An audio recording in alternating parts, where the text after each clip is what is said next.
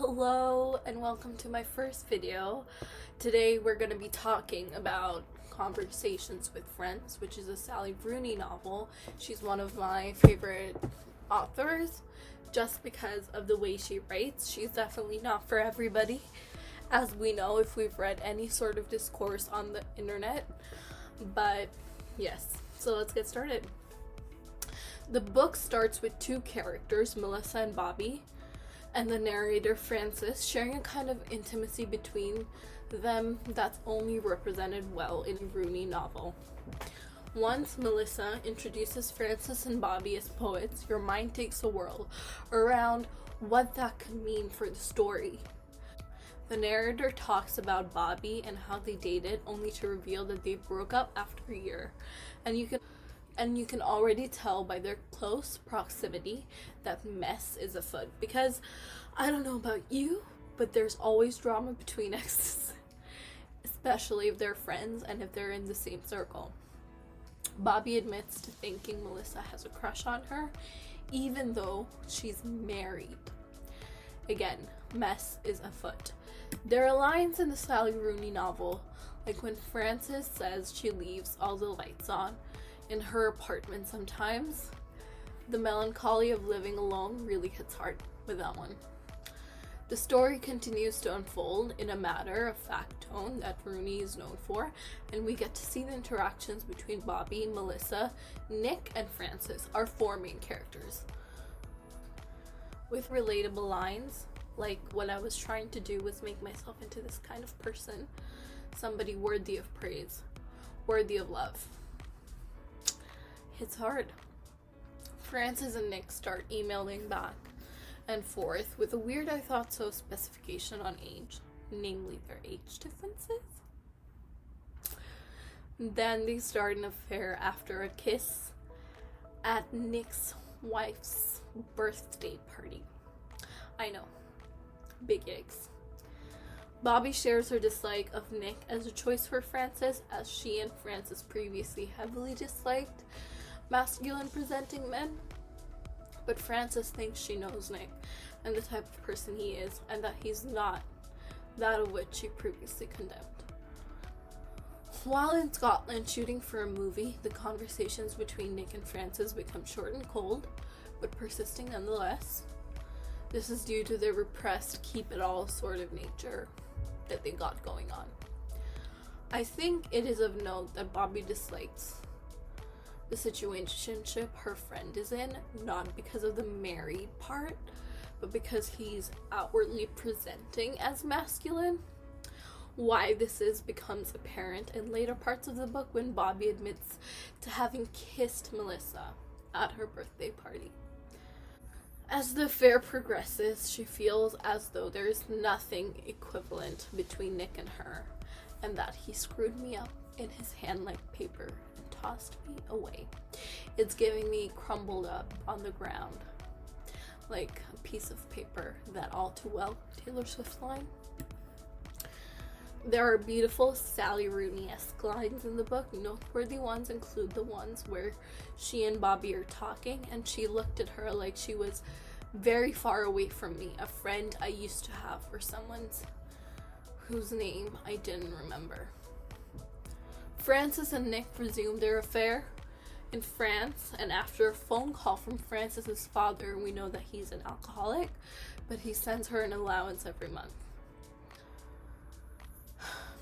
Something about alcoholic brothers. In a game of guess who the character is, everyone assumes when Nick is trying to describe Frances to Bobby that he has a bit of a crush towards Frances. This scene wasn't in the show, and I really, really disliked that. Melissa's genuine concern over whether Nick had unwantedly made any advances towards Frances both warmed my heart and broke it. I am in no way saying that this makes Melissa the protagonist of the story. I am in no way saying that this makes Melissa the protagonist of the story while Frances is the antagonist, because that's not how things are in Sally Rooney novels. Melissa had her own affairs, so it's not likely that she would get much sympathy, although it's not impossible to conjure some up for her. The book simply has no antagonist or protagonist. It is, as the title so well puts it, it's a conversation between friends. Frances starts unraveling out of guilt, especially when Valerie, the owner of the France house, comes. And around the middle of the books are my favorite parts, when Frances thinks she has a miscarriage and there's a conversation she recalls with her mother about her father, where she confesses she doesn't love him. And she really struggles with that idea of, why should we have to love someone because they're blood? Just because? It seemed all too real. Bobby moves in with Frances while Frances and Nick continue their affair. There are moments of self-harm, where Frances does, sprinkled throughout the story, but it's not noted in the book as self-harm, as Frances is the narrator, and I don't think she knows what she's doing. Melissa's email to Frances after she finds out about the affair absolutely broke me. The complexity, the nuance, just yes. Things complicate, if that's possible, when Bobby kisses Frances while smoking outside and Frances reciprocates. Later in the book, we learn about Nick's mental state when the affair began. What I found, when you put the affair aside, that sometimes when you see someone like Nick, you don't assume they'd been admitted to a psych ward prior to you knowing them. It's a thing with mental illness, the way it just presents itself in the shadow of a person and not just outright. Frances's diagnosis with endometriosis reminds me of a childhood friend who had that too, and how distraught she'd been. As a woman, I bet all women know someone with endometriosis, and the pain of having that choice between having a kid taken away from you is very painful. The book ends in a sweet, complicated way with Frances together with Bobby and Nick still together with Melissa. Now, moving on to the show part of this video. I don't have much to say about this, as it was only 12 episodes with 20 minutes per episode. It was true to the book at a point where I thought was unnecessary. Anyway, I'm getting ahead of myself. Let's begin. The show starts with a riddle between the two characters, Bobby and Frances, in university. A sort of foreshadowing, as it ends with them as well. Frances leaves as she needs to go to the library, while Bobby says she doesn't have to. In the subtlety of dialogue, we already get a hint of the personality Bobby is. A person who is assertive and domineering. She's assertive and bold, as we would expect her to be when she makes a friend out of Melissa after her and Frances perform spoken word together. There's a scene when they're swimming and Bobby and Melissa corner to one side, leaving Frances on the other side, just for a split moment, establishing the dynamic of their respective relationships, at least in Frances's mind. Melissa's house is bigger and brighter than I expected it to be. It's one of those things that happens in books. You picture something in your mind, and on screen, it's something else because somebody else pictured something different. There's an awkward sort of flow to the first conversation between Frances and Nick, which translates well from the book. Bobby, like the book, is disapproving of Nick and smitten with Melissa. There's a scene with Frances wearing a leather jacket, which I didn't picture her to be in, the kind of person who would wear one. But then again, somebody else pictures things differently than you would picture things. Now, thinking about it, it makes perfect sense as to why she would own one. Frances's period pains indicate her later on endometriosis diagnosis. Unlike the book, Nick doesn't miss Frances's first performance. Frances's style is something that really stands out. She seems so passive. I thought it would reflect in her style, but it does not.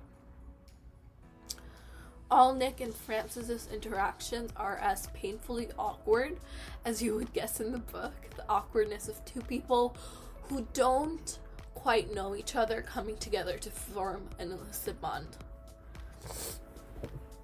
There are long scenes with just Frances in them and no narration that drags out the TV series, in my opinion. But the passivity of Frances over a character like Bobby and that of Melissa over Nick shines through perfectly in the series. There are lots of book to screen scenes that are wonderful to watch. There's such like a professional vlogging quality to the show. It's personal, just like its book. Bobby says something that encapsulates the whole book series. She says, people can be in love and have meaningful relationships. In parentheses, outside their own. A lot of the show is based on looks between characters and expressions, and you can feel the palpable love between Frances and Bobby. When Frances blows up at Valerie and Bobby comes to console her. The rest of the series continues as expected with the book that I previously told you. It kind of goes the same exact way. Now, if you ask me to pick between the book and the TV series, I'm gonna pick the book because the book has beautiful writing, right? And has moments where you're just knocked out of your feet. You're reading something that's so real. But the show, not to say wasn't great. You know, there's a meme that says that if a movie was 8 hours long and true to the book, then I would watch it. It was kind of like that. But I would definitely prefer the book over the show. That was my video, guys. Thanks for watching. Bye.